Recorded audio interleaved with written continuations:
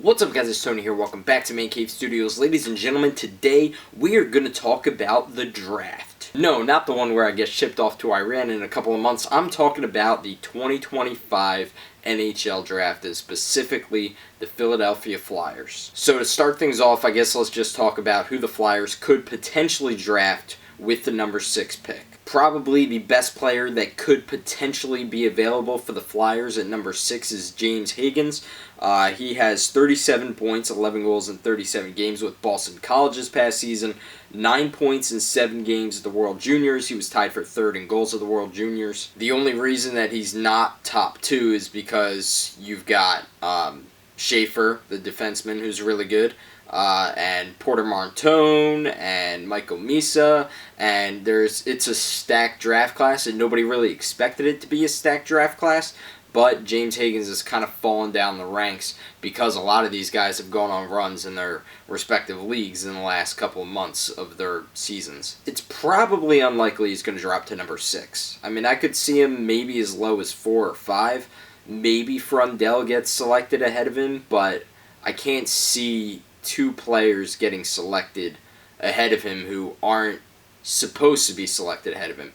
Right now, he's ranked as the 4th best prospect, arguably, heading into the draft. It's a little bit more fluid than it has been in years past, but I don't see a way that he winds up down with the number 6 pick, that he falls down to the Flyers the same way that Michkov did 2 years ago. I mean, you can make the argument that maybe the teams above him draft based on position, but that doesn't work this year because the players that could get selected before him are also centers. So basically, it's just pick whoever the best available is, and I think that James Higgins is going to be best available at number 4. So who are the other guys? Anton Frundell is a name that has circulated a lot for the Flyers. 25 points in 29 games with, I'm going to butcher this, Djurgårdens.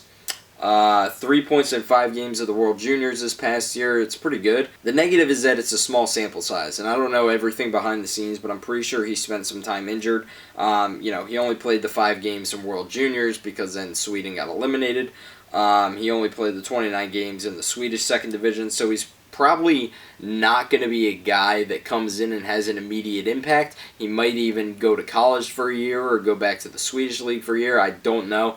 But he's not going to be a guy who just comes in and is there and is going to lead them to the playoffs in year 1. And then the most likely pick is Caleb Denoye, and I got to say I like this kid a lot from his stats. 84 points, including 35 goals in 56 games this season with Moncton, the QMJHL. 30 points, 9 goals in 19 games in the QMJHL playoffs, and he led Moncton to a championship. That is the positive about this. He is a winner. Besides leading Moncton to the QMJHL championship, he led his team to the Under-18 AAA championship in 2022-23, so he's got championships. 2 of the last 3 years that he's been playing hockey.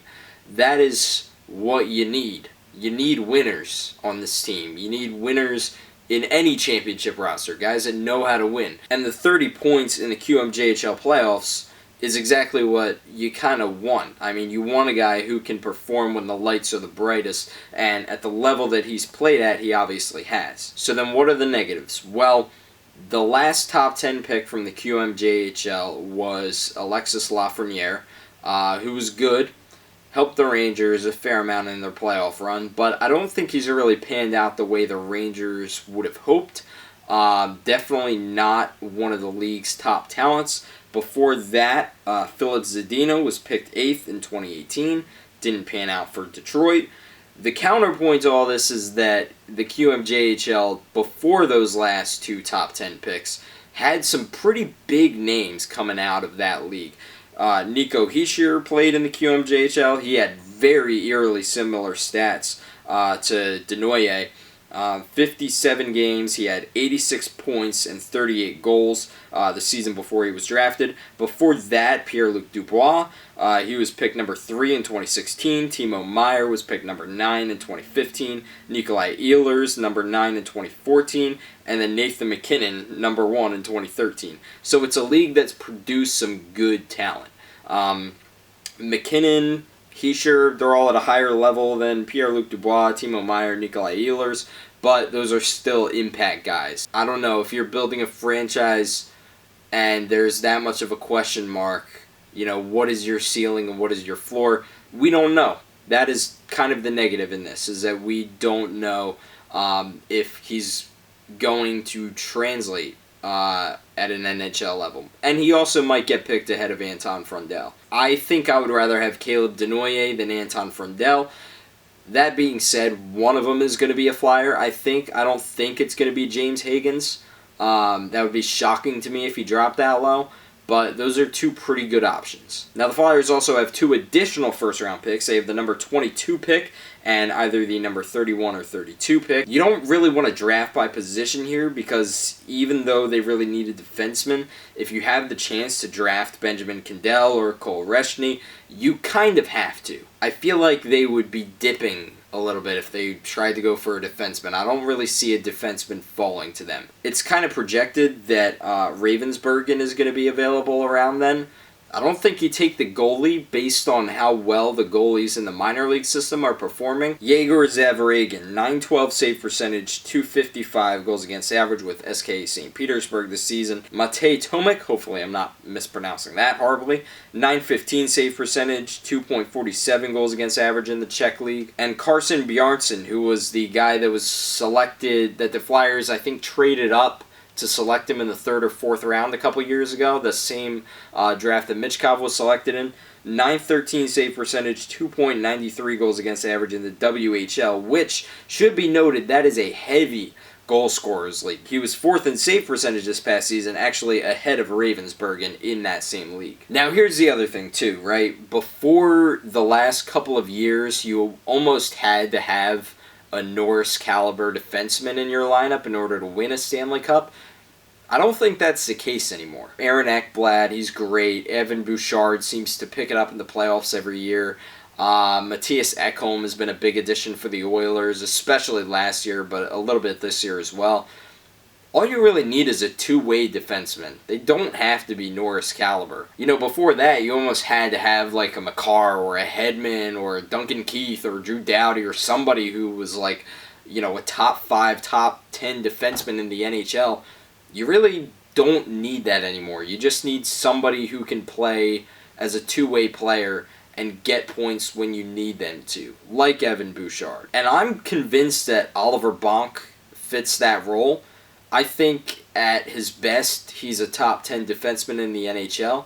At worst, he's still a guy like Evan Bouchard, maybe not with the same stats because of what Bouchard is doing these playoffs. And last year is insane, but he's a guy that could probably get you points as well as he can play defense. So then what about free agency? I know this is a video about the draft, but let's talk a little bit about the players that the Flyers could potentially pick up in free agency this year. I think somebody who fits the description Danny Briere gave of somebody who isn't going to be a blockbuster move, but, is probably going to be in that $4 to $7 million AAV range, is Vladislav Gavrikov. He is one of the most underrated defensemen in the league, in my opinion. He's a defensive-minded defenseman, so he's not going to put up a lot of points for the Flyers. He's currently making less than $6 million.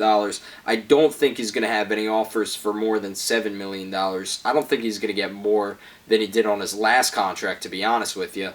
So I think that's the type of guy that if you're looking to bulk up the D-core long-term, maybe you kind of start it there. He might even wind up being on the first pair for a few years. That's ultimately not where he's going to be the next time the Flyers are competitive, but that's almost a sort of move where it's like, okay, we have money. I don't see where a $6 million contract for 4 years hurts them with Gavrikov. Maybe you go with Dmitry Orlov instead. He's another guy who's a free agent this offseason. I don't think he was that good this year for Carolina, especially in the playoffs. He just gave up a lot of weak opportunities in the playoffs. So I think if you're thinking forward to the future and you're talking about getting a defenseman who you want to have the next time you're in the playoffs, whether it be this year, next year, 2 years from now, whatever it'll be, I don't think you go after Dmitry Orlov, but they might. And I don't necessarily want to play the guessing game with centers.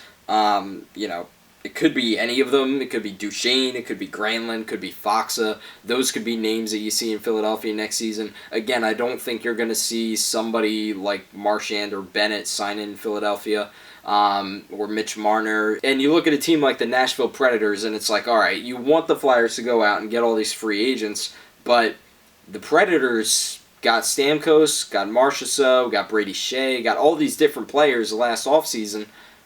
They were worse than Philadelphia this season. So sure, you can fantasize about, oh, let's go get Marner and Marchand and Bennett, and we're 2 of the 3 and try to figure out the salary cap somehow.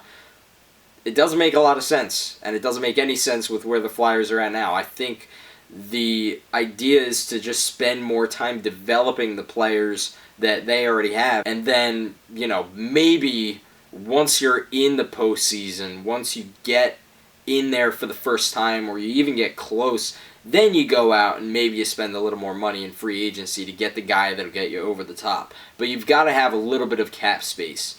Otherwise, you're going to wind up like the Toronto Maple Leafs, who can't even get to the conference final. I do think it would be a mistake not to pick up anybody in free agency this offseason, especially if we're talking about 2026 to 27 being the first year the Flyers are supposed to be competitive, which Danny Briere has made that very clear, which I admire him for that is the year the Flyers should make the playoffs for the first time, if not this coming season. But either way, it's going to be a good draft class, 3 first-round picks.